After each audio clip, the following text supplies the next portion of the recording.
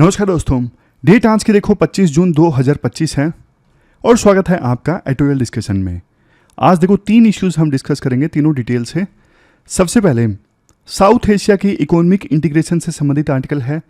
कैसे देखो पूरे वर्ल्ड में साउथ एशिया का जो रीजन है लीस्ट इकोनॉमिकली इंटीग्रेटेड है और इससे सभी साउथ एशिया के मेंबर कंट्रीज को नुकसान हो रहा है। नेक्स्ट, पिछले कुछ सालों में हमारे देश में माइनिंग सेक्टर में कैसे ट्रांसफॉर्मेशन आया है, इससे संबंधित आर्टिकल है। हालांकि देखो ये बीच वाला आर्टिकल ना मिनिस्टर ने लिखा है, तो एनालिसिस तो नहीं है, लेकिन सरकार ने जो अच्छे अच्छे काम किए हैं उनके बारे में आपको जानने को मिलेगा। बिजनेस लाइन का ये आर्टिकल है। फिर तीसरे नंबर पे असिस्टेड डाइंग से संबंधित आर्टिकल है। यूथनेशिया पे आधारित ये आर्टिकल है। यूके ने एक बिल पास किया है, तो क्या इंडिया को भी अलाउ करना चाहिए, क्या एथिकल डायलेमास है, सब डिस्कस करेंगे। चलिए डिस्कशन स्टार्ट करते हैं। इसके बाद नेक्स्ट आर्टिकल देखो, साउथ एशियन इकोनॉमी में ना इंटीग्रेशन से संबंधित है। आपने सिलेबस में जीएस पेपर सेकंड के इस टॉपिक से आर्टिकल को रिलेट कर सकते हो। थोड़ा पॉइंट वाइज फॉर्म में डिस्कस करेंगे कि साउथ एशियन इकोनॉमी में कितना पोटेंशियल है, लेकिन क्या क्या चैलेंजेस हैं, सॉल्यूशंस क्या दिए जा रहे हैं राइटर के द्वारा, तो एक एक करके पॉइंट वाइज फॉर्म में डिस्कस करेंगे। सबसे पहले आप मैप देख लीजिए। जब हम बात करते हैं साउथ एशिया की, तो ये सारे जो देश हैं साउथ एशिया में आते हैं। अफगानिस्तान, पाकिस्तान, इंडिया, नेपाल, भूटान, बांग्लादेश, श्रीलंका, मालदीव, इन सब देशों ने मिलकर एक ऑर्गेनाइजेशन भी बनाई थी 1985 में, ताकि ये जो देश हैं इस ऑर्गेनाइजेशन में बेहतर ढंग से आपस में कोऑपरेट कर सकें, मिलजुल के काम कर सकें।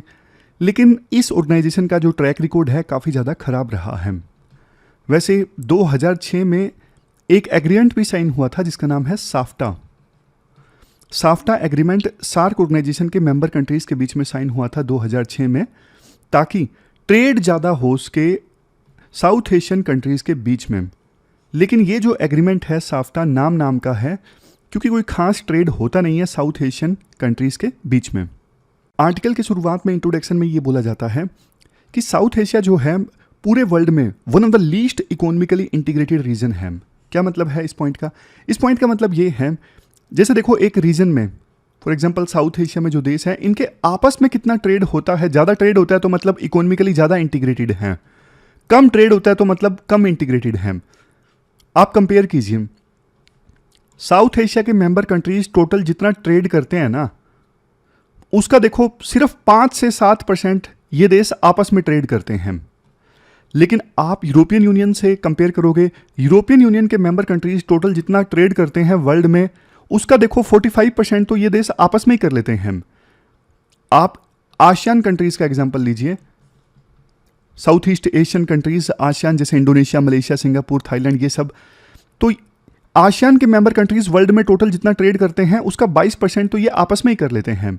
इवन यूएन बोल रहा हूँ, सॉरी, यूएसए, कनाडा और मेक्सिको, इन 3 देशों का भी आपस में एक एग्रीमेंट है। ये 3 देश भी टोटल वर्ल्ड में जितना ट्रेड करते हैं 25% तो आपस में ही कर लेते हैं। लेकिन साउथ एशियन कंट्रीज नहीं, ये टोटल जितना ट्रेड करते हैं आपस में सिर्फ 5 से 7% ट्रेड होता है इनका। इसी वजह से देखो साउथ एशियन कंट्रीज बहुत पीछे भी हैं। टोटल वर्ल्ड की पॉपुलेशन में 25% पॉपुलेशन तो यहीं से आती है साउथ एशिया से, लेकिन ये ग्लोबल जीडीपी में कंट्रीब्यूट करते हैं सिर्फ और सिर्फ $5 ट्रिलियन, और उसमें भी ज़्यादा वेटेज आपको पता है इंडिया का ही है। फिर नेक्स्ट पॉइंट में राइटर बोलते हैं, देखो वैसे सार्क नेशंस का टोटल ट्रेड था $23 बिलियन, लेकिन पोटेंशियल है $67 बिलियन का।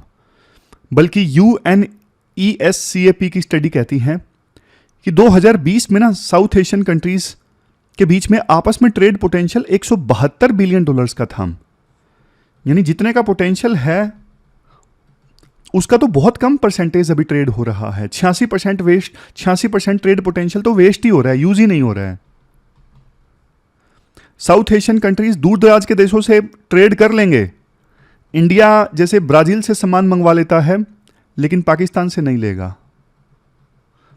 इसी प्रकार से बाकी देशों का भी यही हाल है। दूर दराज के देशों से ट्रेड कर लेंगे, लेकिन आपस में नहीं करेंगे। रीजंस क्या हैं, बैरियर क्या है इकोनॉमिक इंटीग्रेशन के, क्यों नहीं आपस में ट्रेड करते? सबसे पहली चीज है बॉर्डर पे डिस्प्यूट्स हैं साउथ एशियन कंट्रीज के बीच में, जैसे इंडिया पाकिस्तान के बीच में बॉर्डर डिस्प्यूट है। इंडिया नेपाल के बीच में भी 2-3 पॉइंट ऐसे हैं जहां पे बॉर्डर डिस्प्यूट है। पाकिस्तान अफगानिस्तान के बीच में बॉर्डर डिस्प्यूट है। तो इन रीजंस के कारण ना टेंशंस रहती है कई बार अलग अलग साउथ एशियन कंट्रीज के बीच में, और पाकिस्तान जैसे जो देश हैं वो दूसरे देशों में टेररिज्म स्पॉन्सर करवाते हैं, और प्रधानमंत्री मोदी ने बोला था terror and trade can't go together. मतलब ऐसा नहीं हो सकता कि एक तरफ आप आतंकवाद फैलाओ, दूसरी तरफ हम आपसे ट्रेड कर रहे हैं, नहीं। तो नतीजा ये है, इंडिया पाकिस्तान का एग्जांपल लीजिए। 2018 में इंडिया पाकिस्तान का ट्रेड था $2.41 बिलियन, जो बढ़ने के बजाय घट गया। कमी होता है कि मतलब दो देशों के बीच में ट्रेड बढ़ने के बजाय घट जाए, लेकिन इंडिया पाकिस्तान के बीच घट गया। 2024 में घट के हो गया $1.2 बिलियन। पाकिस्तान ने एक्सपोर्ट किया इंडिया को $547.5 मिलियन का माल 2019 में, 2024 में किया सिर्फ $4,80,000 का माल। तो ये पहला रीजन है टेरर एंड बॉर्डर इश्यूज, जिसकी वजह से ट्रेड कम होता है। दूसरा region high trade cost. South Asian countries के बीच में आपस में ट्रेड करने की जो कीमत है ना वो काफी ज्यादा है। आप बोलोगे सर कीमत ज्यादा कैसे हो सकती है, ट्रांसपोर्टेशन का तो खर्चा कम ही होगा ना। मतलब माल इंडिया से पाकिस्तान में आएगा या फिर इंडिया से यूएसए में जाएगा, ट्रांसपोर्टेशन की कॉस्ट कहां पे कम लगेगी? देखो ट्रांसपोर्टेशन की कॉस्ट तो जाहिर तौर पे इंडिया पाकिस्तान में कम लगेगी, यूएसए में माल भेजने में ज़्यादा पैसे लगेंगे, लेकिन और बहुत सारी कॉस्ट होती हैं। बहुत सारी कॉस्ट जैसे करप्शन काफ़ी ज़्यादा होता है कई बार बॉर्डर पे, और कस्टम क्लियरेंस, कागजों में बहुत पैसा लग जाता है। मतलब एक्स्ट्रा चीज़ें बहुत होती हैं जिनमें कई बार बहुत पैसा खर्च हो जाता है। एक और एग्जांपल आपको देता हूँ, वैसे ये अगले पॉइंट है लेकिन दे देता हूँ। मान लीजिए बॉर्डर पे सामान रुक गया, इंडिया के किसी ट्रेडर ने माल भेजा पाकिस्तान में, लेकिन बॉर्डर पे 2-3 दिन खड़ा रहा। अब उसमें थी फल सब्जियां, 2-3 दिन बॉर्डर पे माल खड़ा रहा तो फल सब्जियां तो खराब हो गई ना, फिर कौन परचेज करेगा? तो इससे नुकसान हो जाता है। तो ट्रेड करने की जो कॉस्ट है वो काफ़ी ज़्यादा है साउथ एशियन कंट्रीज़ में। आप यहाँ पे देखो, इंडिया पाकिस्तान ट्रेड जो है 20% मोर एक्सपेंसिव है, ज़्यादा महंगा है as comparison to India Brazil trade. क्योंकि देखो ट्रांसपोर्टेशन के अलावा दूसरी कॉस्ट काफ़ी ज़्यादा जुड़ जाती है पाकिस्तान के साथ ट्रेड करने में, जबकि ब्राज़ील वैसे 22 गुना दूर है इंडिया से एज कंपेरिजन टू पाकिस्तान। उसी प्रकार से यूएसए के साथ में ट्रेड करना रिलेटिवली सस्ता है, और साउथ एशिया में आपस में ट्रेड करना 114% एक्सपेंसिव, यूएसए से ट्रेड करना 109% एक्सपेंसिव। फिर ये तीसरा पॉइंट अलग से भी लिख सकते हो, इनएफिशिएंट ट्रेड मैकेनिज्म। जैसे कस्टम में माल डिले हो गया, डॉक्यूमेंटेशन बहुत ज़्यादा कॉम्प्लेक्स है, इतने सारे लाइसेंस लेने पड़ते हैं इंडिया से पाकिस्तान में अगर माल भेजना हो। नॉन टैरिफ बैरियर भी होते हैं। नॉन टैरिफ बैरियर मतलब जैसे इंडिया ने पाकिस्तान से राइस इंपोर्ट किया तो इंडिया नॉन टैरिफ बैरियर लगा सकता है कि राइस जो आप हमारे देश में भेजोगे वो पर्टिकुलर क्वालिटी का होना चाहिए, क्वालिटी सर्टिफिकेशन लेना ज़रूरी है, अदरवाइज हम नहीं लेंगे। तो ये सारी जो चीज़ें हैं क्या हैं, ये नॉन टैरिफ बैरियर हैं जिससे ट्रेड करना डिफिकल्ट हो जाता है। फिर नेक्स्ट है लैक ऑफ स्ट्रेटेजिक पॉलिसीज। देखो पोटेंशियल इतना ज़्यादा है आपस में ट्रेड करने का। 2006 में एग्रीमेंट भी बना था, SAFTA, south Asia free trade agreement. ये एग्रीमेंट देखो नाम का है, क्योंकि ना एग्रीमेंट में एक प्रोविजन किया है सेंसिटिव लिस्ट का। सेंसिटिव लिस्ट में जो प्रोडक्ट आएंगे उनको लेके टैरिफ कम नहीं किए जाएंगे विभिन्न देशों के द्वारा। फॉर एग्जांपल इंडिया का जो फार्मास्यूटिकल है, सिर्फ एग्जांपल है, फॉर एग्जांपल इंडिया का फार्मास्यूटिकल इस लिस्ट में आ गया, तो फिर फार्मास्यूटिकल प्रोडक्ट को लेके इंडिया टैरिफ कम नहीं करेगा। तो इस प्रकार से देखो सेंसिटिव लिस्ट ना ये बहुत लंबी है। मेन प्रोडक्ट तो सेंसिटिव लिस्ट में डाल दिए, अब उन पर टैरिफ कम होंगे नहीं। अब बचे कुछ घटिया आइटम उन पर टैरिफ कम भी कर दो तो क्या फ़र्क पड़ेगा, क्योंकि उनसे ट्रेड तो ज़्यादा होता नहीं है। तो एक तो दिक्कत है सेंसिटिव लिस्ट की। सेंसिटिव लिस्ट में जो प्रोडक्ट आते हैं उनमें फिर टैरिफ कम नहीं किए जाते हैं, जबकि सेंसिटिव लिस्ट बहुत लंबी है। दूसरा है वीक डिस्प्यूट रेजोल्यूशन। अगर साफ्टा एग्रीमेंट को लेके दो देशों के बीच में विवाद हो जाता है तो विवाद को सुलझाने के लिए जो रेजोल्यूशन मैकेनिज्म है इस एग्रीमेंट में बहुत कमजोर है। क्या है? बहुत कमजोर है। अब यहां पे देखो राइटर बोलते हैं बांग्लादेश के पास में जितना पोटेंशियल है ना साउथ एशियन कंट्रीज के साथ में ट्रेड करने का, बांग्लादेश उसका 7% यूज करता है। मालदीव अपने पोटेंशियल का सिर्फ 12% यूज करता है, पाकिस्तान सिर्फ 14%, अफगानिस्तान 17%, और नेपाल के पास में जितना पोटेंशियल है साउथ एशियन कंट्रीज के साथ में ट्रेड करने का, नेपाल उसका सिर्फ 24% यूज करता है। फिर ना राइटर एक बहुत इंपॉर्टेंट बात बोलते हैं। राइटर बोलते हैं इकोनॉमिक इंस्टेबिलिटी और सिक्योरिटी दोनों के बीच में ना एक बहुत गहरा नाता है। क्या नाता है, आप एग्जाम्पल की सहायता से समझिए। जहां पे देखो इकोनॉमिक इंस्टेबिलिटी होती है ना, जैसे श्रीलंका में इकोनॉमिक क्राइसिस आ गए थे, जहां पे इकोनॉमिक इंस्टेबिलिटी होती है, इकोनॉमिक क्राइसिस आ गए थे, गरीबी एकदम से बढ़ गई थी, तो वहां पे सिक्योरिटी सिचुएशन खराब हो जाती है। सिक्योरिटी सिचुएशन खराब हो जाती है तो वहां पे फिर ट्रेड की संभावनाएं कम हो जाती हैं। दूसरा, अब आप सिक्योरिटी देखिए, जहां पे सिक्योरिटी सिचुएशन खराब होती है, फॉर एग्जांपल अफगानिस्तान में, वहां पे फिर इकोनॉमिक इंस्टेबिलिटी आ जाती है, क्योंकि सिक्योरिटी सिचुएशन खराब है तो वहां पे कौन इन्वेस्ट करना चाहेगा। सिक्योरिटी सिचुएशन खराब है तो इकोनॉमिक इंस्टेबिलिटी आ जाएगी, जैसे अफगानिस्तान, वहां पे कोई इन्वेस्ट नहीं करेगा, ट्रेड नहीं होगा। तो ये दोनों चीजें आपस में लिंक्ड हैं। सिक्योरिटी और इकोनॉमी इंटरडिपेंडेंट है। सिक्योरिटी के बिना आपकी इकोनॉमी अच्छी काम नहीं करेगी, इकोनॉमी अच्छी काम नहीं कर रही है तो इस वजह से सिक्योरिटी खराब हो जाएगी, क्राइम बढ़ेगा। तो ये दोनों क्या है, इंटरलिंक्ड है आपस में। और दोनों इंटरलिंक्ड हैं, दोनों अगर हों कहीं पे तो फिर वहां पे फिर आता है अंडर डेवलपमेंट, फिर वहां पे विकास नहीं आ पाता। जैसे अफगानिस्तान, जैसे पाकिस्तान। पाकिस्तान ने कोशिश यही की थी कश्मीर में कि यहां पे हम सिक्योरिटी सिचुएशन खराब कर दें, कश्मीर में सिक्योरिटी सिचुएशन खराब हो जाएगी तो इकोनॉमिक इंस्टेबिलिटी आ जाएगी, इकोनॉमिक इंस्टेबिलिटी आ जाएगी तो वहां पे अंडर डेवलपमेंट हो जाएगा, अंडर डेवलपमेंट हो जाएगा कश्मीर में तो कश्मीर इंडिया के साथ इंटीग्रेट नहीं हो सकेगा। तो ये पाकिस्तान की रणनीति थी। तो बस ये याद रखना, पॉइंट समझ गए ना, पॉइंट क्या है, दोनों आपस में इंटरलिंक्ड हैं। सिक्योरिटी सिचुएशन खराब हो तो इकोनॉमिक इंस्टेबिलिटी आती है, इकोनॉमिक इंस्टेबिलिटी हो तो सिक्योरिटी सिचुएशन खराब हो जाती है, और दोनों से होता क्या है, दोनों से होता है अंडर डेवलपमेंट। अब देखो लास्ट में वे फॉरवर्ड की बात करते हैं, किया क्या जाना चाहिए। सबसे पहली चीज, कोऑपरेशन बढ़ाओ। देखो साउथ एशियन कंट्रीज के बीच में ना आपस में कॉम्प्लीमेंट्रीज हैं। कॉम्प्लीमेंट्रीज जैसे एक चीज में इंडिया अच्छा है, दूसरी चीज में बांग्लादेश अच्छा है। जैसे बांग्लादेश से इंडिया फाइबर इंपोर्ट कर सकता है, फाइबर इंपोर्ट करके कपड़े मैन्युफैक्चरिंग कर सकता है। साउथ कह रहा हूं, ये श्रीलंका जो है, श्रीलंका अच्छा है किसमें, सर्विस सेक्टर में, टूरिज्म में बढ़िया है और सर्विस सेक्टर में बढ़िया है। नेपाल भूटान ये हाइड्रो में बढ़िया है। तो आपस में कॉम्प्लीमेंट्रीज हैं। एक देश को जो चीज चाहिए वो दूसरे देश के पास में है, एक देश को जो जिस प्रोडक्ट की आवश्यकता है वो दूसरे देश में बन रहा है, तो मिलके काम करेंगे तो पूरे रीजन में खुशहाली आएगी। तो इसलिए रीजनल वैल्यू चेन्स को बनाने की आवश्यकता है। रीजनल वैल्यू चेन मतलब जैसे मोबाइल का एक पार्ट बने श्रीलंका में, दूसरा पार्ट बने नेपाल में, तीसरा बने इंडिया में, और असेंबलिंग हो किसी दूसरे देश में। नेक्स्ट पॉइंट है एड्रेस ट्रस्ट डेफिसिट। मतलब देखो विभिन्न देशों के बीच में अभी ना ट्रस्ट नहीं है, साउथ एशिया के विभिन्न देशों के बीच में बिल्कुल भी विश्वास नहीं है। तो ट्रैक टू डिप्लोमेसी को प्रमोट किया जाए। ट्रैक टू डिप्लोमेसी में non government officers, academicians, business leaders, वो सब आपस में बात करते हैं और जो विश्वास है वो बढ़ता है देशों के बीच में। इसके अलावा पीपल टू पीपल कॉन्टैक्ट को और ज़्यादा इंक्रीज़ किया जाए।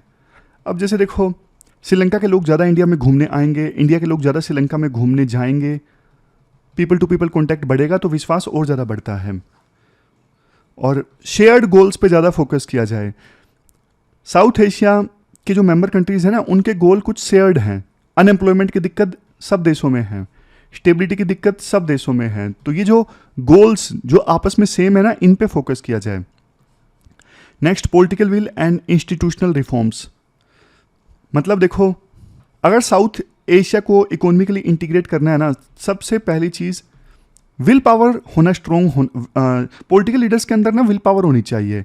जैसे देखो यूरोप के जो देश है ना लड़ते रहते थे, सेकेंड वर्ल्ड वॉर में इनके बीच में कितनी लड़ाई आई, लेकिन 1950s में ना 1956-58 से इनको समझ में आ गया यार मिलजुल के रहेंगे, आपस में ट्रेड करेंगे तो पीस आएगी, तो प्रोस्पेरिटी आएगी। तो इन्होंने ना यूरोप के देशों ने लड़ाई छोड़ के आपस में ट्रेड करना स्टार्ट कर दिया और सबको फायदा हुआ। जगदीश भगवती कहते हैं ट्रेड से देखो सिर्फ इकोनॉमी को फायदा नहीं होता, trade is about building bridges. समझ गए? ट्रेड का लेना देना सिर्फ इकोनॉमी से नहीं है, ट्रेड से दो देश आपस में इंटरडिपेंडेंट होते हैं। फॉर एग्जांपल इंडिया पाकिस्तान है, वैसे इंडिया पाकिस्तान के संदर्भ में ये बात लागू होती नहीं है क्योंकि इनके बीच में दुश्मनी बहुत ज़्यादा है, लेकिन आमतौर पे वैसे देखो दो देश, जैसे इंडिया चाइना का एग्जांपल लीजिए, यहाँ पे इंडिया चाइना के बीच में मान लीजिए ट्रेड इतना ज़्यादा है, दोनों देशों को एक दूसरे की जरूरत है, तो फिर ना युद्ध की संभावनाएं फिर कम हो जाती हैं। जब दो देश आपस में इंटरडिपेंडेंट होते हैं, ट्रेड ज़्यादा होता है, तो युद्ध की संभावनाएं कम हो जाती हैं। एक फेमस कोट ये भी है कि लोग मैकडोनल्ड की चेन में लगना ज़्यादा पसंद करेंगे बजाय युद्ध करने के। मैकडोनल्ड का एग्जांपल इसलिए दिया जाता है जैसे यूएसए का जो मैकडोनल्ड है ना, वो विभिन्न देशों में फैला हुआ है, लेकिन ये तभी पॉसिबल होगा जब हमारे लीडर्स में विल पावर होगी। जैसे कुछ डेटा और भी है, साउथ एशिया के मेंबर कंट्रीज में ट्रेड टू जीडीपी रेशियो 2022 में 47.30% था, 2024 में ट्रेड टू जीडीपी रेशियो घट के 42.94% हो गया है। वर्ल्ड बैंक ने साउथ एशिया की ग्रोथ रेट को प्रोजेक्ट किया है 2025 में ये रह सकती है 5.8%, जबकि 24 में साउथ एशिया की ग्रोथ रेट 6% थी। अगर आपस में ट्रेड ज़्यादा होगा तो ग्रोथ रेट भी बढ़ेगी। ट्रेड डेफिसिट भी बढ़ रहा है, मतलब साउथ एशिया के देशों का मिला के जो ट्रेड डेफिसिट था 2015 में $204.1 बिलियन था, 2022 में बढ़ के $339 बिलियन हो गया। मतलब साउथ एशिया के जो देश हैं इंपोर्ट ज़्यादा कर रहे हैं, एक्सपोर्ट कम कर रहे हैं। आपस में ट्रेड होता है तो सबको फायदा होगा। लास्ट में वे फॉरवर्ड में यही बोला जाता है कि देखो साउथ एशिया की जो पॉपुलेशन है रिलेटिवली यंगर है, डेमोग्राफिक डिविडेंड अभी भी है, मतलब ख़त्म होने वाला है लेकिन अभी भी है साउथ एशिया के देशों में, तो इसका इस्तेमाल करना चाहिए। और बढ़िया इस्तेमाल कब किया जा सकता है? जब इकोनॉमी को आपस में इंटीग्रेट किया जाएगा। साउथ एशिया के देश आपस में इकोनॉमी इंटीग्रेट करेंगे तो ज़्यादा ट्रेड होगा, ज़्यादा जॉब जनरेट होंगी, ज़्यादा जॉब जनरेट होंगी तो युवा लोगों को जॉब दी जा सकेगी। जो हमने बात की कि यंगर पॉपुलेशन ज़्यादा है तो ज़्यादा ट्रेड होगा तो इकोनॉमिक एक्टिविटीज़ ज़्यादा, मतलब ज़्यादा जॉब जनरेट, और ज़्यादा जॉब जनरेट होंगी तो साउथ एशिया के यूथ को जॉब मिलेगी, जिसकी सहायता से फिर वो ये देश आगे बढ़ेंगे, इनकी इकोनॉमी सबकी ग्रो होगी। तो ये वे फॉरवर्ड है। अब चलते हैं आगे। इसके बाद नेक्स्ट आर्टिकल देखो, हमारे देश के माइनिंग सेक्टर में ट्रांसफॉर्मेशन से संबंधित है। बिजनेस लाइन का ये आर्टिकल है। सिलेबस में ना जीएस पेपर 3 के इस टॉपिक से आर्टिकल को रिलेट कर सकते हो। आप ना इमेजिन कीजिए, सुबह आप उठते हो, उठ के ब्रश करते हो, तो ब्रश का जो प्लास्टिक है या फिर हैंडल है या फिर टूथपेस्ट के अंदर जो केमिकल्स हैं सब मिनरल से बने हुए हैं जो हमें ज़मीन के नीचे मिलते हैं। आपने फ़ोन उठाया, उसके अंदर रेयर अर्थ मेटल्स, गाड़ी चलाई या बाइक चलाई या फिर साइकिल चलाई, उसमें भी आयरन, एल्यूमिनियम, ये सब चीज़ें आपको मिलती हैं। मतलब देखो मिनरल्स हर जगह हैं। बिना माइनिंग के तो आप यूं समझ के चलिए कि आधी जो मॉडर्न लाइफ है रुक जाएगी, आधी क्या ज़्यादा ही मॉडर्न लाइफ रुक जाएगी। मिनरल्स जरूरी हैं हर प्रकार की सिक्योरिटी के लिए। जैसे सबसे पहले बात करते हैं फूड सिक्योरिटी के लिए। जैसे देखो एग्रीकल्चर में ना एक फर्टिलाइजर इस्तेमाल होता है पोटास। अब हाल ही में सरकार ने ना एक पोटास के ब्लॉक की ऑक्शनिंग की, मतलब एक ब्लॉक जिसमें पोटास है वो लीज पे दिया। अब वो कंपनी पोटास को नीचे से निकालेगी, फिर उसकी थोड़ी प्रोसेसिंग वगैरह होगी, फर्टिलाइज़र बनेगा और उस फर्टिलाइज़र का किसान इस्तेमाल करेंगे खेतों में ज़मीन की फर्टिलिटी इंप्रूव करने के लिए, फसल की पैदावार बढ़ाने के लिए। तो फूड सिक्योरिटी के लिए माइनिंग ज़रूरी है। अब आप एनर्जी सिक्योरिटी देखिए, कोल, यूरेनियम, रेयर अर्थ मेटल्स सब माइनिंग से मिलता है। आप नेशनल सिक्योरिटी देख लीजिए, जो डिफेंस इक्विपमेंट्स यूज़ होते हैं ना, जैसे मिसाइल्स, रडार्स, सब में मिनरल्स होते हैं। तो एक बार तो चाणक्य ने ये बोल दिया था माइंस जो है वो एक राजा की ताकत होती हैं। अर्थशास्त्र में उन्होंने ये बोला है चाणक्य ने कि ट्रेजरी और आर्मी, मतलब एक तरफ खजाना और दूसरी तरफ आर्मी, दोनों का जो बेस है वो है मिनरल वेल्थ। किसी राज्य में मिनरल वेल्थ कैसी है और उसका मैनेजमेंट कैसे हो रहा है उस पर डिपेंड करेगा उस देश की आर्मी कितनी ताकतवर है और उस देश में कितना खजाना है। तो काफ़ी इंपॉर्टेंट लाइन है जो आप यूज़ कर सकते हो। अब आगे तो हम देखो पॉइंट वाइज फॉर्म में डिस्कस करते हैं। ये इंट्रोडक्शन तो मैंने आपको वैसे ही दे दिया। अभी तक हमने ये सब डिस्कस कर लिया। मिनरल्स डेली लाइफ में इस्तेमाल होते हैं, चाणक्य का कोड क्या है वो डिस्कस कर लिया। Food security, energy security, national security के लिए मिनरल इंपॉर्टेंट है वो डिस्कस कर लिया। अब आप देखिए, अब आर्टिकल जो लिखा है ये तो मिनिस्टर ने लिखा है। मिनिस्टर अपनी सरकार की तो तारीफ करेंगे ही। ये बोलते हैं देखो 2014 से पहले माइनिंग सेक्टर में ना बहुत सारी धांधलेबाजी होती थी। सब कुछ अंदर ही डील कर लिया जाता था, किसको माइनिंग लीज पर मिलेगी। बहुत ज़्यादा करप्शन था, कोई ट्रांसपेरेंसी नहीं थी, ओपेक सिस्टम था, भाई भतीजावाद चलता था, ब्लैक मनी यूज़ होती थी। लेकिन देखो, और इवन प्राइवेट सेक्टर की एंट्री भी बहुत मुश्किल थी 2014 से पहले। लेकिन फिर 2014 में सरकार चेंज होती है। 2014 के बाद में रिफॉर्म आना स्टार्ट होते हैं। जैसे पहले आओ पहले पाओ के आधार पे माइनिंग की जो ब्लॉक है वो लीज पर दे दिया जाता था, अपने रिश्तेदारों को लीज पे दे दिया जाता था। लेकिन 2015 के बाद जब ये mines and minerals development and regulation act आया ना 2015 में, mines and minerals development and regulation act 2015 में आया था, तो ऑक्शंस को मैंडेटरी बना दिया गया। भाई जिसको भी माइनिंग ब्लॉक लीज पे लेना है, माइनिंग करनी है, तो पहले आपको बोली लगानी पड़ेगी। आप मिनिस्टर को जानते हो, ये एक कारण नहीं होगा कि आपको माइनिंग ब्लॉक लीज पे मिल जाएगा। आप बोली लगाओ, चाहे कोई भी हो। फिर 2021 में इस एक्ट में अमेंडमेंट किया गया, कैप्टिव और नॉन कैप्टिव डिस्टिंक्शन को समाप्त कर दिया गया। मतलब जैसे कैप्टिव माइंस वो होती हैं, फॉर एग्जांपल इस ब्लॉक में जो लोहा बनेगा ना, आयरन निकलेगा, इस ब्लॉक से जो आयरन निकलेगा उसका इस्तेमाल होगा सिर्फ टाटा की ऑटोमोबाइल फैक्ट्री में। तो टाटा ने ऑटोमोबाइल फैक्ट्री के लिए स्पेशल आयरन की जो ब्लॉक है वो लीज पर ले लिया। तो ऐसी माइंस को कहते थे कैप्टिव माइनिंग। और नॉन कैप्टिव माइनिंग मतलब जहां से जो भी आयरन वगैरह निकलता है वो यूज होगा मार्केट में, कहीं पे भी उसे बेचा जा सकता है। तो पहले दोनों के बीच में फर्क होता था, लेकिन 2021 में ये फर्क समाप्त कर दिया गया, सबको मार्केट में बेचने की छूट मिल गई। फिर 2023 में एक और अमेंडमेंट हुआ, क्रिटिकल मिनरल्स पे काफी ज्यादा फोकस किया गया 2023 के अमेंडमेंट में। तो इन रिफॉर्म्स का रिजल्ट क्या निकला? 500 से ज्यादा जो ब्लॉक्स हैं उनकी बोली लग चुकी है। इवन स्टेट्स ने भी 4 लाख करोड़ का रेवेन्यू कमाया है रॉयल्टी से, क्योंकि इतने सारे ब्लॉक्स को लीज पर दिया गया है माइनिंग के लिए, तो स्टेट्स को भी रॉयल्टी से रेवेन्यू मिला है 4 लाख करोड़ का। 2024 में अकेले 119 ब्लॉक्स की ऑक्शनिंग हुई है। तो ये रिजल्ट निकला है जो रिफॉर्म आए। प्राइवेट सेक्टर को इजाजत नहीं होती थी 2014 से पहले, और प्राइवेट सेक्टर को चोर समझा जाता था। लेकिन अब देखो प्राइवेट सेक्टर को ना पार्टनर समझा जा रहा है। सरकार ने लीज की जो ड्यूरेशन है, मान लीजिए कोई ब्लॉक लीज पर लेता है प्राइवेट सेक्टर, तो लीज की ड्यूरेशन 50 साल कर दी गई है, ताकि लॉन्ग टर्म सर्टेनिटी मिले इन्वेस्टर्स को कि भैया हम माइनिंग वगैरह स्टार्ट करेंगे तो 50 सालों तक हमें कोई तंग नहीं करेगा। क्योंकि देखो एक बार माइनिंग स्टार्ट करने में ना बहुत पैसा जाता है। ऐसा ना हो कि 1-2 साल माइनिंग करवाई, फिर बोल दिया कि आप अपने इक्विपमेंट ले जाओ, तो उसका तो पैसा लग गया ना। तो 50 साल का लीज पीरियड देना स्टार्ट किया गया। रिन्यूएबल इजी हो गया, कोई प्राइवेट प्लेयर फर्दर लाइसेंस को रिन्यू करवाना चाहता है, लीज फिर से लेना चाहता है, तो रिन्यूअल आसान हो गया। और क्लियरेंसेस का भी सीमलेस ट्रांसफर होना स्टार्ट हो गया। मान लीजिए ए प्लेयर ने क्लियरेंस करवाया था, इन्वायरमेंट क्लियरेंस वगैरह माइनिंग के लिए, लेकिन अब वो 10 साल बाद चाहता है कि मेरी जगह कोई और करे, तो जो क्लियरेंस उसने लिया था उसे आसानी से ट्रांसफर किया जा सकता है किसी दूसरे पर्सन को। पहले सिर्फ बड़ी बड़ी कंपनीज ये मिनरल्स एक्सप्लोरेशन में आगे आती थी, लेकिन स्टार्टअप्स और एमएसएमईज को भी एक्सप्लोरेशन का लाइसेंस देना स्टार्ट कर दिया। फिर नेक्स्ट है national mineral exploration trust, NMET, national mineral exploration trust. अब जो भी सरकार को रेवेन्यू मिलता है ना माइनिंग वगैरह से, 2% जो रॉयल्टी है वो दी जाती है मिनरल्स के R&D में।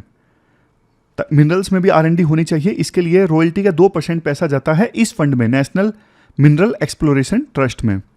फिर नेक्स्ट है NGDR, इसका मतलब है national geoscience data repository. Public geology से संबंधित ना 12,000 प्लस रिपोर्ट्स हैं इस डेटा रिपोजिटरी में। ये एक प्रकार से जियोलॉजी रिपोर्ट्स का गूगल मान लीजिए।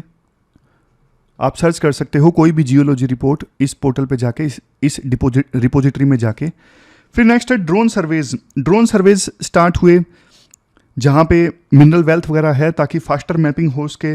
इसके अलावा देखो सब कुछ ऑनलाइन कर दिया, पोर्टल्स वगैरह ऑनलाइन कर दिए, रिकॉर्ड्स ऑनलाइन कर दिए, तो इससे ट्रांसपेरेंसी हो गई। नेक्स्ट है क्रिटिकल मिनरल्स, जैसे देखो लिथियम, कोबाल्ट, निकल, ये सब जो है वो बैटरीज में यूज़ होते हैं आज के समय में, है ना। जैसे इलेक्ट्रिक व्हीकल्स हैं, सोलर पैनल्स हैं, मोबाइल फ़ोन्स हैं, फाइटर जेट हैं, मिसाइल्स हैं, सब में बैटरी यूज़ होती है और सब में इन मिनरल्स का इस्तेमाल होता है। तो सरकार ने ना एक national critical mineral mission launch किया। ये मिशन इसलिए लॉन्च किया था ताकि डोमेस्टिक और जो इंटरनेशनल सप्लाई चेन है उसे सिक्योर किया जा सके इन मिनरल्स की। मतलब इन मिनरल्स की सप्लाई ज़रूरी है ना, ये मिनरल्स ही नहीं होंगे तो फिर बैटरी वगैरह नहीं बनेगी, बैटरी वगैरह नहीं बनेगी तो फिर ये सारे जो सेक्टर्स हैं, EV, solar panels, electronics, missile, ये सब, इन सब में इंडिया पिछड़ जाएगा। तो इसलिए इनकी लगातार सप्लाई इंश्योर करना ज़रूरी है। और आपको पता है सरकार ने एक वादा कर लिया है कि 2070 से पहले हम नेट जीरो स्टेटस हासिल करेंगे और विकसित भारत बनाएंगे 2047 से पहले। तो इन टारगेट्स को अचीव करने के लिए भी ये क्रिटिकल मिनरल्स बहुत ज़रूरी हैं। एक सरकार ने काबिल जो कंपनी है वो बनाई हुई है। काबिल मतलब खनिज विदेश इंडिया लिमिटेड, PSU है, खनिज विदेश इंडिया लिमिटेड। ये कंपनी क्या करती है, दूसरे देशों में जाके क्रिटिकल मिनरल्स एक्सप्लोर करती है। मतलब लीज पर ले लेती है ब्लॉक को और फिर वहाँ पे मिनरल्स की एक्सप्लोरेशन की जाती है। जैसे अर्जेंटीना से लिथियम माइंस एक्वायर करने की बात चल रही है ताकि चाइना पे डिपेंडेंसी कम की जा सके। इसके अलावा सरकार ना ऑफशोर माइनिंग पे भी काफ़ी ध्यान दे रही है। ऑफशोर माइनिंग मतलब समुद्र के नीचे जो मिनरल वेल्थ मौजूद है ना उसको एक्सप्लोर करना। तो इस पे भी सरकार काफ़ी फोकस कर रही है ऑफशोर माइनिंग के। अब नेक्स्ट कोऑपरेटिव फेडरलिज्म की बात की जाती है कि देखो माइनिंग सेक्टर में ट्रांसफॉर्मेशन आया है तो स्टेट्स को भी फ़ायदा हुआ है। रॉयल्टी के तौर पे उनको 4 लाख करोड़ रुपए मिले हैं। अलग अलग राज्यों के जो माइनिंग मिनिस्टर हैं उनका जॉइंट कॉन्क्लेव होता है, मिल बैठ के माइनिंग सेक्टर को आगे कैसे ले जाया जाए इस पर चर्चा होती है, बेहतर कोऑर्डिनेशन होता है। स्टेट माइनिंग इंडेक्स सरकार ने जारी करना स्टार्ट किया है ताकि अलग अलग राज्यों की परफॉर्मेंस को मेजर किया जा सके माइनिंग सेक्टर में और हेल्दी कंपटीशन हो। इसके अलावा हर एक डिस्ट्रिक्ट में ना जो एक्ट है ना 2015 का, mines and minerals development and regulation act 2015, उसमें एक प्रोविज़न ये भी है हर एक डिस्ट्रिक्ट में, माइनिंग वाले जो डिस्ट्रिक्ट है ना वहाँ पे डिस्ट्रिक्ट मिनरल फाउंडेशन का निर्माण किया जाएगा। रॉयल्टी से पैसा आएगा इस फाउंडेशन में और जो पैसा आएगा वो देखो माइनिंग एरिया में वेलफेयर के लिए यूज़ किया जाएगा, जैसे लोकल लोगों की एजुकेशन के लिए, हेल्थ के लिए, स्किलिंग के लिए। ये सब कहने का मतलब ये है अच्छा माइनिंग का एक्ट आया है, इस वजह से लोकल लोगों की प्रोस्पेरिटी और ज़्यादा बढ़ गई है इस एक्ट की वजह से, माइनिंग सेक्टर में ट्रांसफॉर्मेशन की वजह से। फ्यूचर रोड मैप क्या होना चाहिए? फ्यूचर रोड मैप में राइटर ये बोलते हैं माइंस को ना जल्दी ऑपरेशनलाइज बनाना जरूरी है। मतलब अप्रूवल से लेके काम स्टार्ट होने तक सब कुछ जल्दी जल्दी होना चाहिए। फास्टर अप्रूवल, फास्टर ऑपरेशंस, सब कुछ फास्टर। फिर है इंडस्ट्री सपोर्ट, मतलब सरकार और प्राइवेट सेक्टर दोनों को हाथ में हाथ मिला के काम करना होगा और दोनों के बीच में कोऑर्डिनेशन बढ़िया होना चाहिए। प्राइवेट सेक्टर अगर अच्छा कर सकता है तो उसे चोर नहीं समझना चाहिए। Next, focus on R&D and innovation. Startups को R&D में अब फंडिंग दी जा रही है सरकार के द्वारा और क्रिटिकल मिनरल्स के मामले में सेंटर ऑफ एक्सीलेंस बन रहे हैं ताकि ज़्यादा से ज़्यादा क्रिटिकल मिनरल्स के मामले में फंडिंग हो और ज़्यादा क्रिटिकल मिनरल्स हम हमारे देश से ही एक्सप्लोर करें। ये देखो फंडिंग फॉर स्टार्टअप्स, सरकार फंडिंग दे रही है स्टार्टअप्स को ताकि वो क्रिटिकल मिनरल्स के मामले में R&D करें। सेंटर ऑफ एक्सीलेंस बन रहे हैं क्रिटिकल मिनरल्स में। सस्टेनेबिलिटी मेजर्स की बात करें तो राइटर सजेशन करते हैं माइन जब बंद करनी हो ना तो साइंटिफिक तरीके से बंद किया जाए, वहाँ पे बैक फिलिंग की जाए और एफोरेस्टेशन, पेड़ वगैरह उगा दिए जाएं। और जस्ट ट्रांजिशन की बात की जाती है कोल वर्कर्स के लिए। जैसे मान लीजिए कहीं पे माइन बंद हो गई तो वहाँ पे पहले जो कोल वर्कर्स थे उनको ग्रीन जॉब्स में रीस्किलिंग की जाए ताकि वो अपना जीवन तो चला सके ना। कोल माइनिंग में वो पहले काम करते थे, कोल माइनिंग बंद हो गई तो उनको फिर स्किल दी जाए ग्रीन जॉब्स में। नेक्स्ट, कार्बन फुटप्रिंट कम होने चाहिए, माइनिंग की वजह से जो एमिशन वगैरह होता है वो कम होना चाहिए, लैंड खराब होता है उसे रिस्टोर करने की रणनीति बनाई जाए, और ज़्यादा डिजिटल जो टेक है उसका इस्तेमाल किया जाए एफिशिएंसी के लिए। तो ये सारे सजेशंस हैं। देखो एंशिएंट इंडिया में ना भारत को सोने की चिड़िया कहा जाता था। क्यों? क्योंकि यहाँ पे मिनरल वेल्थ बहुत ज़्यादा थी। अर्थशास्त्र में भी माइनिंग एडमिनिस्ट्रेशन और रेवेन्यू की बात की गई है।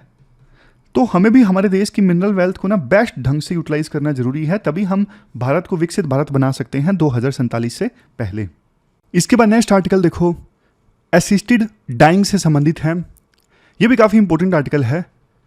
आप ना सिलेबस में जीएस पेपर 4 एथिक्स से इस आर्टिकल को रिलेट कर सकते हो। कंटेक्स्ट क्या है? यूके के हाउस ऑफ कॉमन्स ने, यूके में जो लोकसभा है ना, वहां पे एक बिल पास हुआ है असिस्टेड डाइंग को लीगलाइज करने के लिए। देखो ये जो टर्म्स है ना, बिल्कुल आसान भाषा में आपको बता देता हूं ताकि पूरा कंसेप्ट आपको क्लियर हो जाए।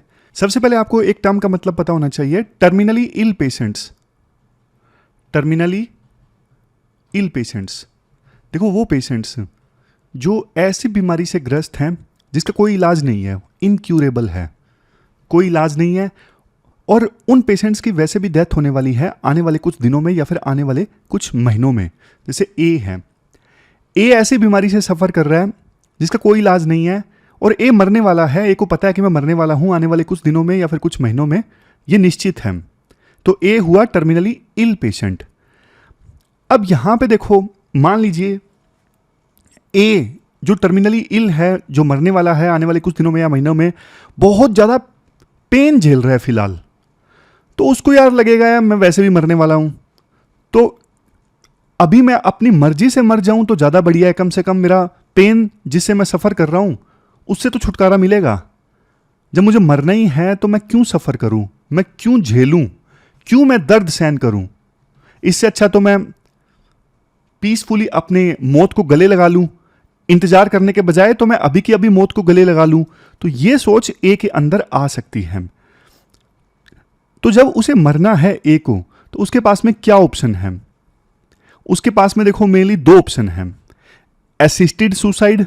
असिस्टेड सुसाइड मतलब ए जो टर्मिनली इल है ना, वो अपने दोस्त बी को बोलता है कि यार तुम एक काम करो, मार्केट में जाओ भाग के और ऐसी मेडिसिन, ऐसा ड्रग लेके आओ जिससे हाथों हाथ मेरी मौत हो जाए।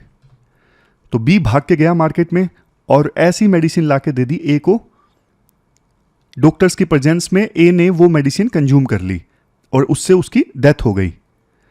तो ये है असिस्टेड सुसाइड, मतलब बी ने हेल्प की ए की कि वो सुसाइड कर सके।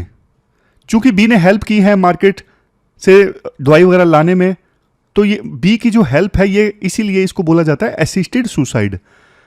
और सुसाइड जो जब ए करता है ना, वो डॉक्टर्स की प्रेजेंस में करता है, वैसे नहीं, डॉक्टर्स की प्रेजेंस में। तो असिस्टेड डाइंग के अंदर पहला ऑप्शन आ गया असिस्टेड सुसाइड, की किसी दोस्त ने असिस्टेंस दे दी सुसाइड करने में। फिर नेक्स्ट है यूथनेशिया। यूथनेशिया में ए बी था दोस्त, लेकिन सी है डॉक्टर। यूथनेशिया में क्या है? थर्ड पार्टी मतलब सी यानी मेडिकल प्रोफेशनल, वो ए की लाइफ एंड करवाता है, वो ए की लाइफ एंड करवाता है। अब मेडिकल जो प्रोफेशनल है ए की लाइफ एंड करवा सकता है दो तरह से। एक तो देखो होता है पैसिव यूथनेशिया, मतलब डॉक्टर को पता है कि मैंने ये वेंटिलेटर वगैरह हटा लिया या फिर ये जो दवाई वगैरह है नहीं दी तो ए की अपने आप डेथ हो जाएगी। तो सी एक्टिवली मार नहीं रहा ए को, लेकिन जो सपोर्ट दी जा रही थी जिससे ए की जान बची हुई थी, फॉर एग्जांपल वेंटिलेटर, वो हटा लिया जाता है और वो हटा लिया जाए तो फिर ए की डेथ अपने आप हो जाएगी। तो ये होता है पैसिव यूथनेशिया। और एक्टिव यूथनेशिया क्या होता है? एक्टिव यूथनेशिया में सी यानी मेडिकल प्रोफेशनल जो है ए को एक्टिवली कोई इंजेक्शन देता है और इंजेक्शन लगने के बाद तुरंत ए की डेथ हो जाती है। तो एक्टिव यूथनेशिया में डॉक्टर जो है वो एक्टिव रोल प्ले कर रहा है मारने में। पैसिव यूथनेशिया में वो सपोर्ट सिस्टम बस हटा रहा है, कुछ इंजेक्शन नहीं दे रहा, कुछ ड्रग नहीं दे रहा, लेकिन सपोर्ट सिस्टम हटा लिया, जिससे हो सकता है ए हाथों हाथ मर जाए, हो सकता है 2-3 दिन बाद मर जाए, हो सकता है 3 दिन 4 दिन 5 दिन बाद मर जाए। तो ये है पैसिव यूथनेशिया।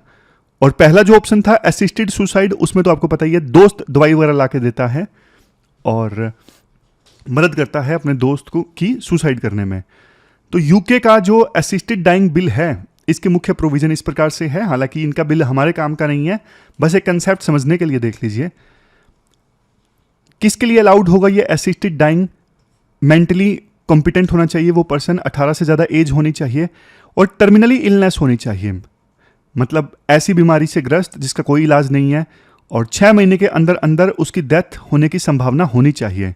वो लोग जो मेंटल इलनेस से पीड़ित हैं या फिर डिसेबिलिटी से पीड़ित हैं, उनके लिए ये असिस्टेड डाइंग बिल नहीं है।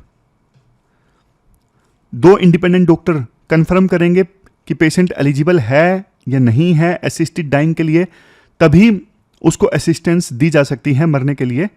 और कोई कोर्जन नहीं होना चाहिए, कोई फोर्स वगैरह का इस्तेमाल नहीं होना चाहिए कि हाँ भाई तू मर मर मर, ऐसा नहीं होना चाहिए। मतलब समझ गए? मल्टी डिसिप्लिनरी पैनल अप्रूव करेगा तभी असिस्टेड डाइंग होगी, अदरवाइज नहीं होगी। और अगर कोई जानबूझ के मतलब धोखे से ए को मारना चाहता है, जैसे ए बी सी हमने डिस्कस किया ना, मान लीजिए ए मरना नहीं चाहता लेकिन धक्के से बी ए को मारना चाहता है, तो फिर इसके लिए सजा का प्रावधान भी किया गया है, 14 साल की सजा। और अगर जानबूझ के ड्रग दे दी, ए की इच्छा भी नहीं थी, तो भी सजा का प्रावधान है।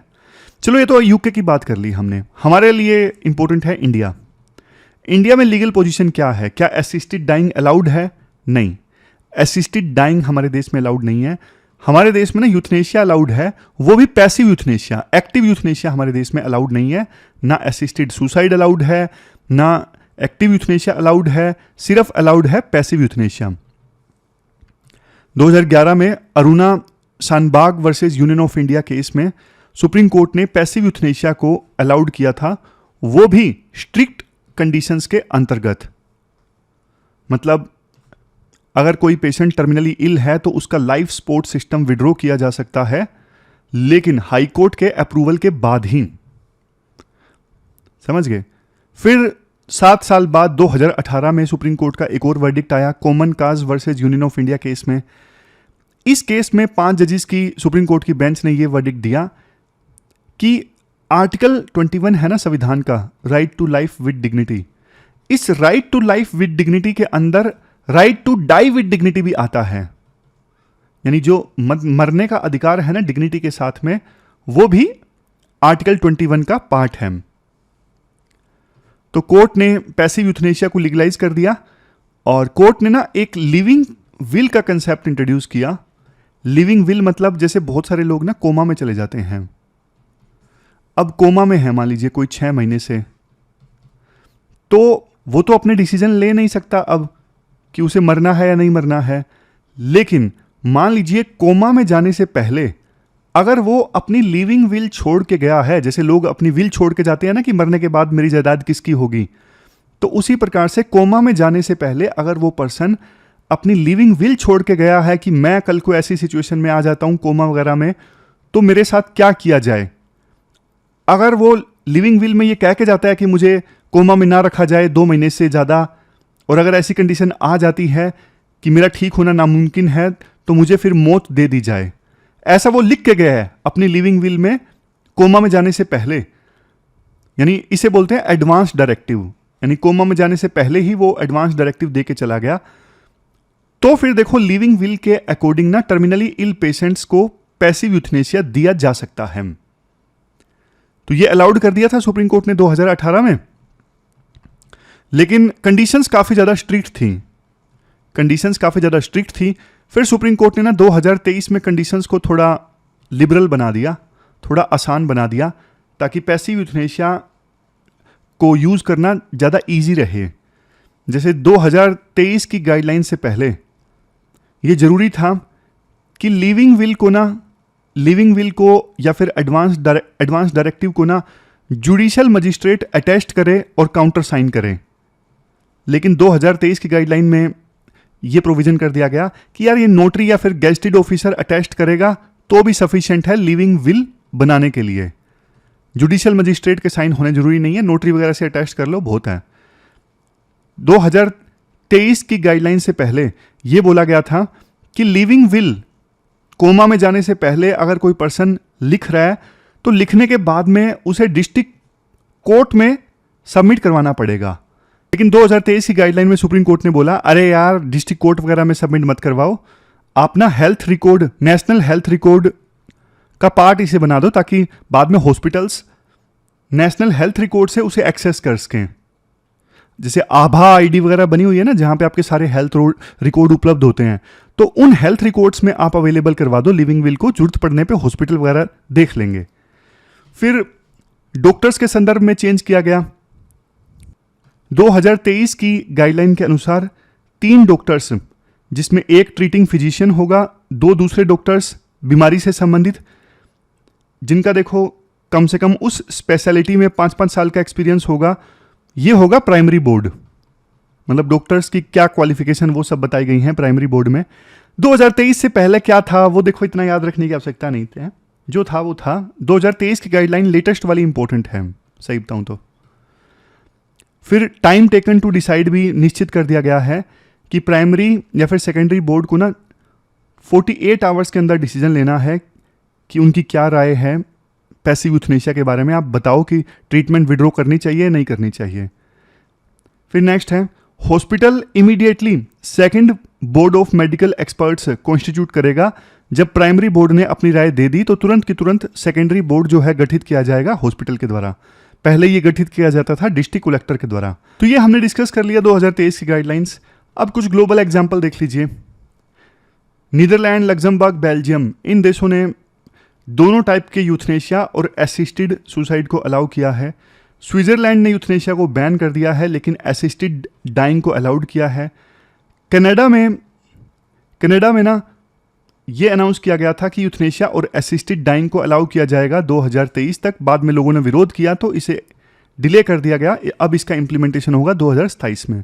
यूएस के अलग अलग राज्यों में अलग अलग लॉज हैं और फ्रांस में रिसेंटली असिस्टेड डाइंग से संबंधित एक बिल जो है वो अप्रूव किया गया।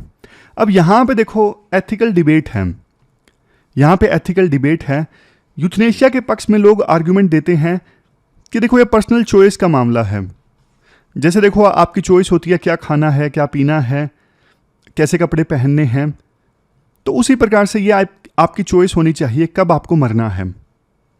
लेकिन इसके अगेंस्ट में ये बोला जाता है कि भाई लाइफ जो है ये गॉड का गिफ्ट है, नेचर का गिफ्ट है, तो इंसान को इसमें छेड़छाड़ नहीं करना चाहिए। जब वक्त आए तभी इंसान मरे, अदरवाइज नहीं। हम ये अलाउ नहीं कर सकते। अगर हम ऐसा करते हैं, असिस्टेड डाइंग वगैरह को अलाउड करते हैं, तो फिर मतलब भगवान नाराज हो जाएंगे, ये नेचर के अगेंस्ट है, मोरली गलत है, वो सारी चीज़ें। दूसरा आर्ग्यूमेंट एलिविएटिंग सफरिंग, मतलब देखो अगर यार यूथनेशिया वगैरह को अलाउ किया जाता है तो सफरिंग तो कम हो जाएगी ना। जो इंसान दर्द से जूझ रहा है, पल पल मर रहा है, उसे पता है मैं मरने ही वाला हूँ, तो वो चाहेगा ना यार मेरा दर्द कम कर दो, मैं पीसफुली मरना चाहता हूँ। लेकिन इसके अगेंस्ट फिर ये बोला जाता है ऐसे तो देखो जो वल्नरेबल पॉपुलेशन है ना, for example differently abled persons हैं, मेंटल इलनेस से प्रभावित लोग हैं, इनके ऊपर प्रेशर आ जाएगा कि भाई तुम मर जाओ ना, क्या ही कर रहे हो लाइफ में। लोग बहुत गंदे हैं, ताने मार मार के मार देंगे, समझ गए। नेक्स्ट है यहाँ पे यूथनेशिया के पक्ष में क्वालिटी ऑफ लाइफ, मतलब हर किसी को हक है कि मैं जितनी लाइफ जीऊँ क्वालिटी वाली लाइफ जीऊँ, जितनी लाइफ जीऊँ मैं क्वालिटी वाली लाइफ जीऊँ। लेकिन मैं टर्मिनली इल हूँ, क्वालिटी वाली लाइफ नहीं जी पा रहा हूँ, तो मैं मरना पसंद करूँगा। लेकिन यहाँ पे इसके अगेंस्ट में आर्गुमेंट दिया जाता है भाई मेडिकल एथिक्स ये बोलते हैं कि डॉक्टर ना आखिरी मोमेंट तक कोशिश करेगा जान बचाने की। बेशक देखो डॉक्टर्स को अभी लग रहा है कि हाँ भाई पेशेंट नहीं बचने वाला, मर जाएगा आने वाले कुछ महीनों में, लेकिन देखो चमत्कार भी तो होते हैं ना, चमत्कार भी तो होते हैं। मुन्ना भाई एमबीबीएस में आनंद भाई बच गए थे। तो मेडिकल एथिक्स यही बोलते हैं कि आप ना कोशिश करो बजाय इसके कि अलाउ करने की हाँ इस पर्सन को मार दिया जाए। लास्ट में आता है यूथनेशिया के पक्ष में आर्ग्यूमेंट रिसोर्स एलोकेशन। अब देखो कोई कोमा में गया हुआ पेशेंट है, 6 महीने से एक बेड को रोक के रखा है, हमारे देश में वैसे भी हेल्थ रिसोर्सेज की भारी कमी है। 6 महीने से एक ऐसा पेशेंट बेड के ऊपर है जिसके ठीक होने की कोई संभावना नहीं है, जबकि दूसरा पेशेंट वो ठीक हो सकता है अगर उसको समय पे इलाज मिल जाए, उसको बेड नहीं मिल पा रहा है, तो ये तो गलत हो जाएगा ना। रिसोर्सेज कम है हमारे देश में, उनका एलोकेशन अच्छे से होना चाहिए। किसको बेड मिलना चाहिए, क्या कोमा में गए हुए पेशेंट को जो 6 महीने से कोमा में है, या फिर एक ऐसा पेशेंट जो ठीक हो सकता है उसको टाइमली इलाज मिल जाए, बेड मिल जाए। तो फिर इसके अगेंस्ट में ये बोला जाता है, देखो ये कौन कह सकता है कि ठीक नहीं होगा। दर्द मैनेजमेंट कोशिश होनी चाहिए मेडिकल प्रोफेशनल्स की। पैलिएटिव केयर मतलब पेन वगैरह मैनेज करो।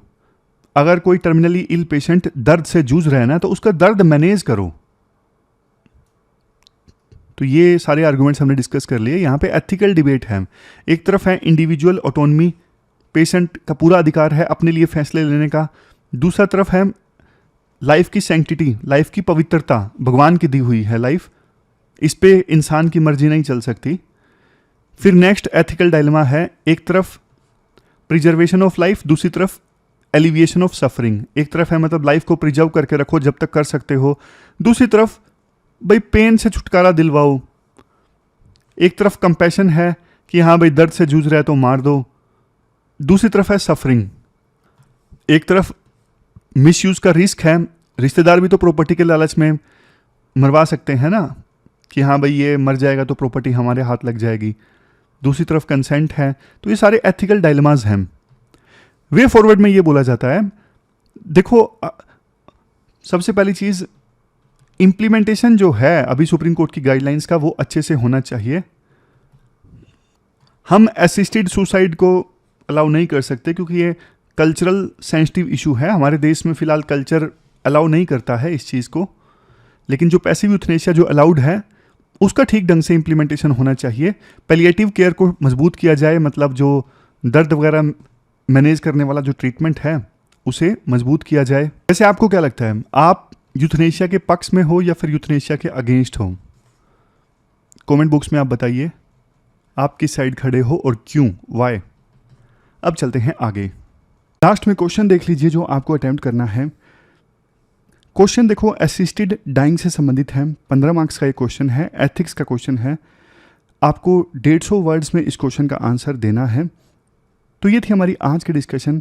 कल मिलते हैं फिर से एक नई डिस्कशन के साथ। तब तक आप अपना ध्यान रखिए, अच्छे से पढ़िए। Thank you very much for discussion.